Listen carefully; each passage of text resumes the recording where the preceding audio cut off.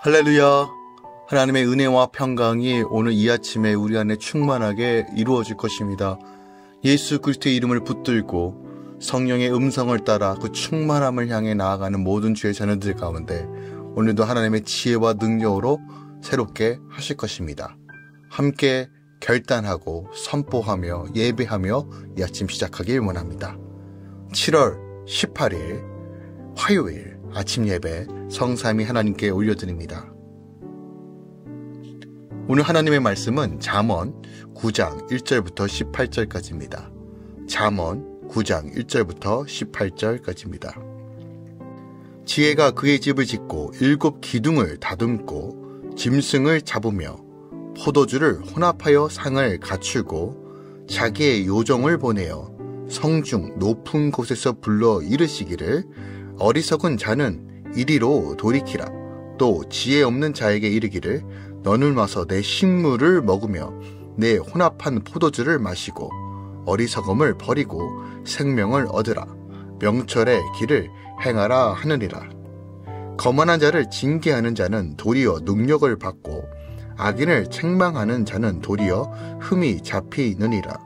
거룩한 자를 책망하지 말라. 그가 너를 미워할까 두려우니라.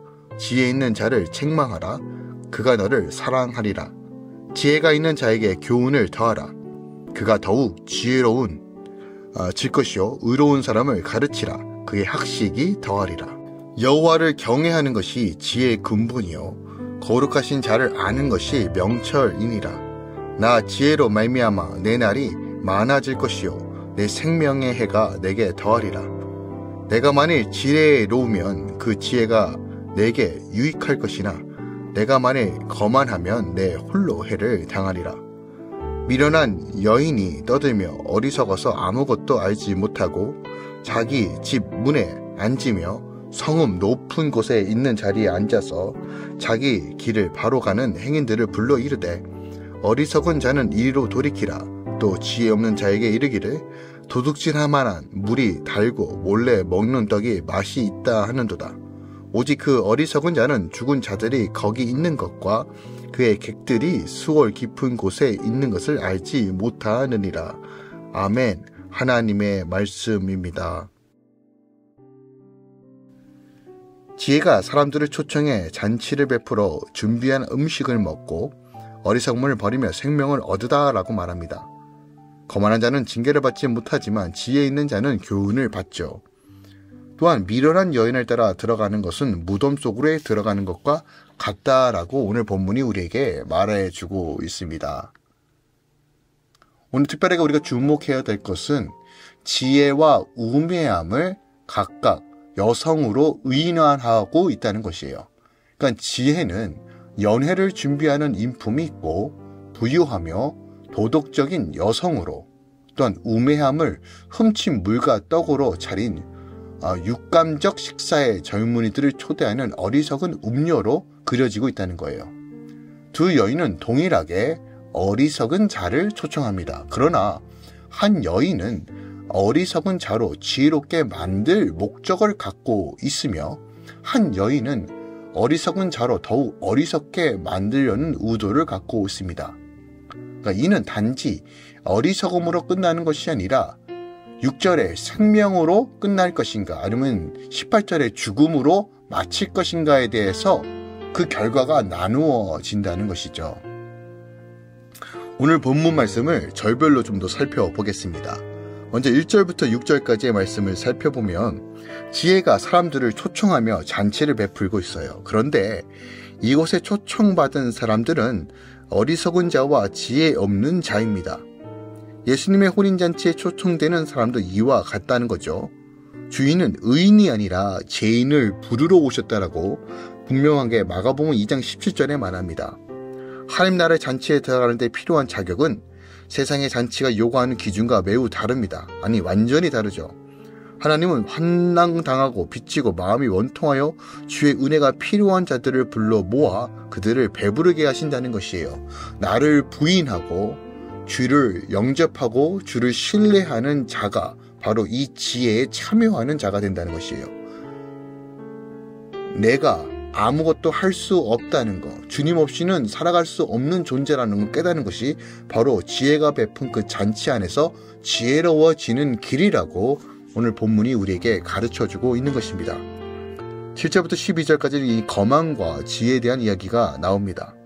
어리석고 지혜 없는 자는 주님이 베푸시는 만찬에서 생명과 지혜를 얻습니다. 그러나 자신은 절대 어리석지 않고 지혜가 있다라고 자부하며 초청을 거절한다면 그가 바로 거만한 자라는 거예요. 지혜로운 징계를 듣지 않고 화내는 것이 지혜의 초청을 거부하는 것이에요. 반면 나의 무지함과 무능을 인정하고 하나님을 경외하면 그 삶에 지혜가 시작되는 것입니다. 또한 내 죄를 씻겨주시고 의의 옷으로 갈아입혀주신 주님의 거룩한 성품을 닮아가는 것이 바로 명철이라는 것이에요. 13절부터 18절까지는 죽음의 유혹에 대한 이야기입니다. 지혜가 생명을 주려고 잔치로 초청하는 것처럼 미련한 여인으로 상징되는 제약도 우리를 쾌락의 자리로 유혹한다는 거예요. 자기의, 자기 만족, 자기를 우상화시키는 이런 미혹으로 우리를 인도한다는 것입니다. 이 유혹은요, 너무나 교묘하여 지혜의 잔치 밖의 삶이 훨씬 달고 맛있다라고 거짓말합니다. 실질적으로 눈에 보이는 모든 것들이 우리의 마음을 현혹하고 넘어뜨립니다.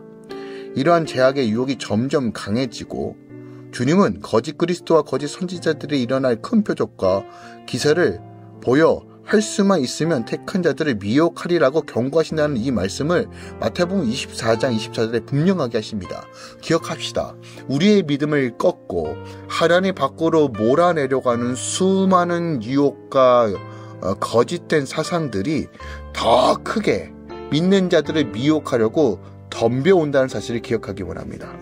하지만 세상이 아무리 좋아 보여도 주님을 떠나면 그 끝은 수월과 죽음뿐이라는 것을 지혜자가 분명하게 우리에게 가르쳐주고 있는 것입니다. 오늘 본문 말씀을 통해서 우리가 더 깊이 묵상할 말씀이 무엇이 있을까요? 저는 2절 말씀 좀 더 주목하기 원합니다. 2절에 짐승을 잡으며 포도주를 혼합하여 상을 갖추고 라고 표현합니다. 여기서 상을 갖추다라는 이 말은요, 먼저 짐승을 잡는 것은 영적으로 어떤 풍성한 은혜를 맛볼 수 있게 되었다는 것을 의미합니다. 그리고 포도주를 혼합했다는 것은요, 바로 상당한 영적 기쁨과 활력이 제공된다는 것을 묘사하는 말입니다.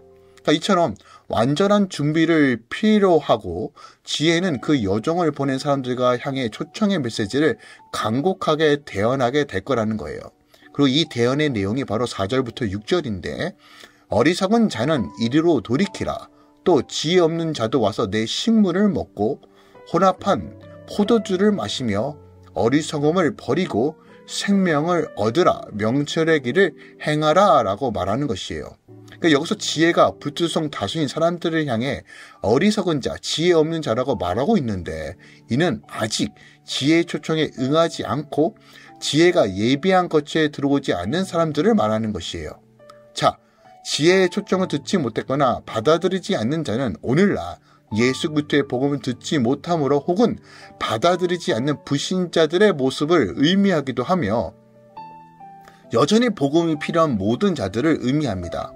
하나님은 이들을 향해 이 모든 금은보화와 지혜를 준비하셨는데 바로 이 지혜에 사모함으로 순종함으로 다시 한번 주님께 나아가 회개함으로 그 지혜를 갈망하는 자에게 이 지혜를 더하여 주신다는 것입니다. 목마른 자들도 다 내게 와라. 배고픈 자들도 다 내게 와라. 내게 주는 물을 마시라라고 했던 이 이사야의 말씀을 기억하기 원합니다. 주님 안에 거할 때만이 생명이 있고 주님만이 거할 때만이 그 말씀으로 살아나는 것입니다.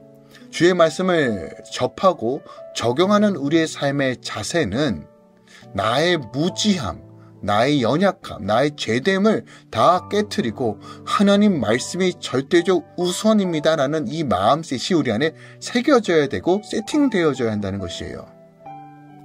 인생의 다른 방법은 길이 없습니다. 성경은 오직 예수만이 길이요 진리요 생명인 것을 분명히 선포합니다. 예수 그리스도의 피와 살로 우리의 영혼의 생기가 공급되어지고 우리 안에 메마른 심령과 어긋남 속에서 하나님의 충만함으로 살찌우시고 복되게 하시는 그 놀라우신 말씀에 순복하는 삶이 복된 삶을 살아가는 것입니다. 인생의 여러 상황과 환경 속에서 하나님의 음성에 귀 기울일 때만이 완전해질 수 있는 것입니다. 우리가 이사야 55장 말씀처럼 목마른 자들도 물러나와 돈 없이 사서 먹고 마셔라. 이것을 마실 때, 청종할 때 우리 안에 기쁨과 넘침이 있다는 이 예언의 말씀을 오늘 이 아침에 붙잡기 원합니다. 다른 곳에 지혜가 있는 것이 아닙니다. 예수 안에만 지혜가 있습니다. 오늘 그 지혜로 충만한 삶, 지혜로 다시 한번 하나님의 나라를 누리는 복된 인생 되시길 예수 그리스도로 축원드리고 또 부탁드립니다. 기도하겠습니다. 사랑하는 주님, 우리가 어리석음을 따라 살아가는 삶이 아니라 최고의 가치이신 예수 그리스도의 말씀과 주님의 얼굴을 구하는 삶으로 온전히 하나 되게 하여 주시옵소서. 그 한 가지를 위해 모든 것을 걸고 생명을 사수하며 영생을 추구하는 삶으로 나아갈 수 있도록 인도하여 주시옵소서. 오늘 지혜자가 우리에게 말했던 이 말씀들이 우리 삶 가운데 온전히 이루어지길 원합니다. 예수 그리스도의 생명의 능력들이 우리 삶 가운데 온전히 증거되길 원합니다. 주여, 우리 안에 분명한 깨달음, 분명한 지혜로 우리를 선하게 인도하여 주시옵소서. 거룩한 말씀들이 우리 안에 거룩함으로 역사할 수 있도록 우리의 모든 교만함과 우리의 아집들을 깨트리시고 하나님의 그 말씀의 순수함으로 나아가게 하여 주시옵소서. 성령 하나님 도와주시옵소서. 이제는 우리 주 예수 그리스도의 은혜와 우리 하나님 아버지의 놀랍고 지극하신 사랑과 성령 하나님의 내주교통 충만 역사하심이 이제부터 영원까지 함께 계시길 축원하노라. 아멘.